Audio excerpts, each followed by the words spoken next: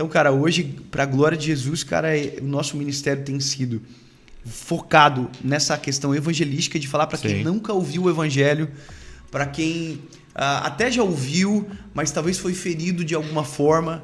Então a gente tenta trabalhar da maneira mais leve possível, da simples, maneira mais acessível, que a criança ouça e entenda, que o velho ouça e compreenda da mesma maneira. Isso cobra um preço, tá, Douglas? Isso cobra um preço alto. Que preço? Porque, cara, eu sou de uma base assembleiana, de uma teologia muito pura. Eu amo a teologia da minha igreja, é o meu credo, é a minha fé. Mas, cara, quando você se propõe a ser simples, você passa a mensagem que você é raso. Entendeu? Então, quando você não entra em discussões teológicas, quando você não fica brigando se eu sou predestinado ou whatever, se eu não seja, dá a impressão que você não tem conhecimento teológico, que você não sabe o que está falando. Que você é preguiçoso, né? Que você não estuda. Então, cara, eu escolhi uma coisa assim, eu apanho de um lado e abençoo no outro. É basicamente isso. E cara, deixa eu te de verdade, eu tô lendo um... Pode falar, desculpa. Não, eu tô lendo um livro, cara, a autobiografia do Billy Graham. Eu até mandei pra minha equipe, a gente criou uma associação evangelística agora, cara, e que em nome de Jesus, assim, a gente vai ter grandes resultados, sabe? Sobre que legal, isso. cara. Eu mandei pra minha equipe aqui, cara. Que é ajudar as pessoas nos primeiros passos da fé, né? Isso. Mano, tá aqui, ó. Eu cheguei... Cadê aqui? Mandei no grupo, cara. Mandei o print pro pessoal da minha equipe. Aqui, ó.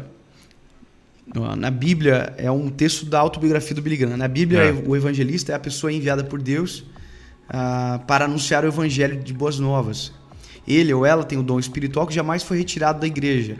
Os métodos diferem, mas a verdade central permanece. O evangelista é uma pessoa que foi chamada, especialmente preparada por Deus para anunciar as boas novas àqueles que ainda não a aceitaram, com o objetivo de conclamá-los a se voltarem para Cristo com arrependimento, fé e obedecerem à sua vontade.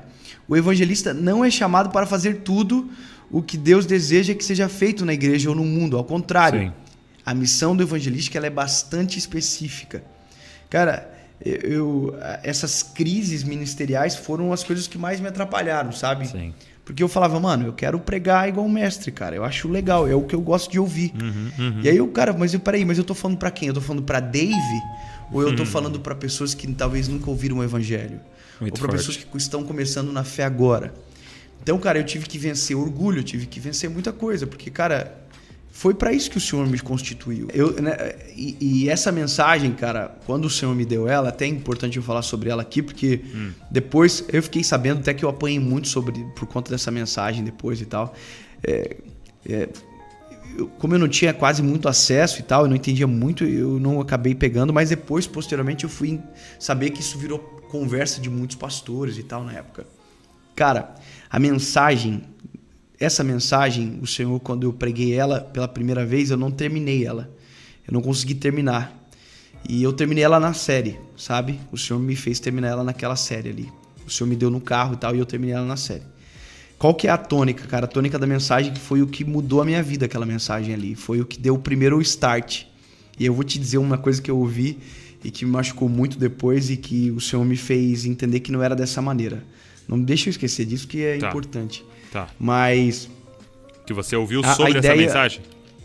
Não, sobre essa alavancagem que o Senhor fez acontecer. Beleza. A mensagem é o seguinte, não tem a ver se Judas foi predestinado a ser o traidor, não tem nada a ver com isso. Tem a ver só com uma coisa. Judas traiu Jesus. Jesus foi para a cruz e Jesus morreu na cruz. E Jesus ressuscitou. A minha questão é só uma.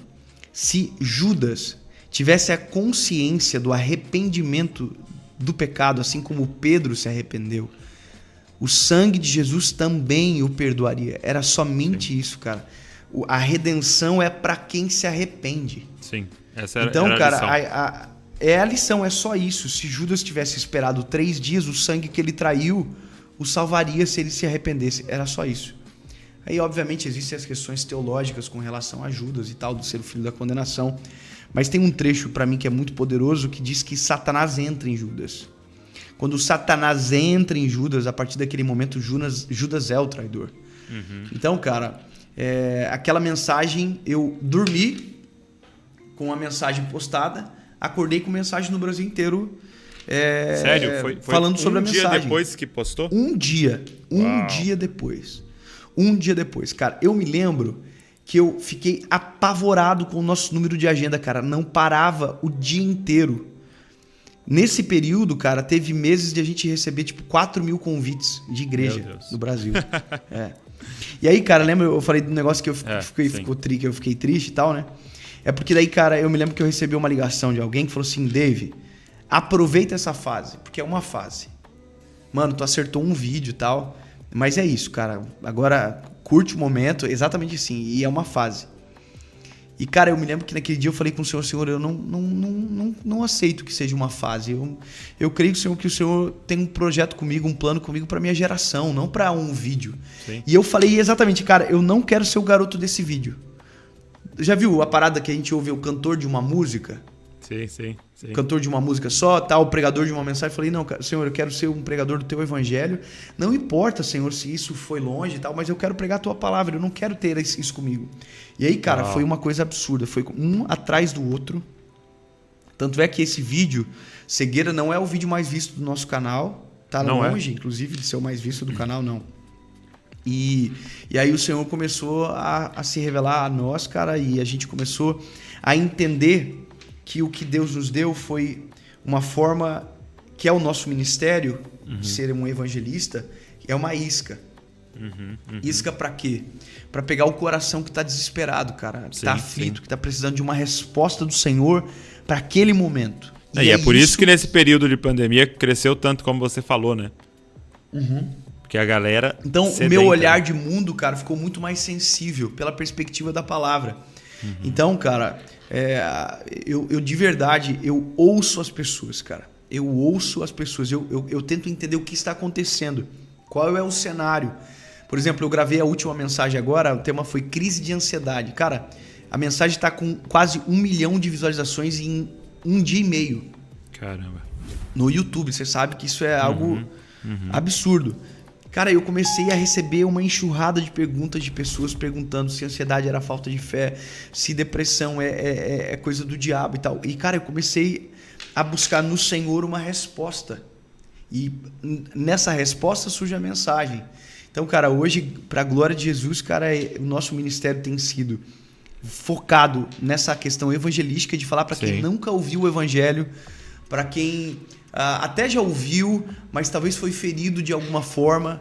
Então a gente tenta trabalhar da maneira mais leve possível, da maneira mais acessível, que a criança ouça e entenda, que o velho ouça e compreenda da mesma maneira. Isso cobra um preço, tá, Douglas? Isso cobra um preço alto. Que preço? Porque, cara, eu sou de uma base assembleana, de uma teologia muito pura. Eu amo a teologia da minha igreja, é o meu credo, é a minha fé. Mas, cara, quando você se propõe a ser simples, você passa a mensagem que você é raso. Entendeu? Então, quando você não entra em discussões teológicas, quando você não fica brigando se eu sou predestinado ou whatever, se eu não seja, dá a impressão que você não tem conhecimento teológico, que você não sabe o que está falando. Que você é preguiçoso, né? Que você não estuda. Então, cara, eu escolhi uma coisa assim, eu apanho de um lado e abençoo no outro. É basicamente isso.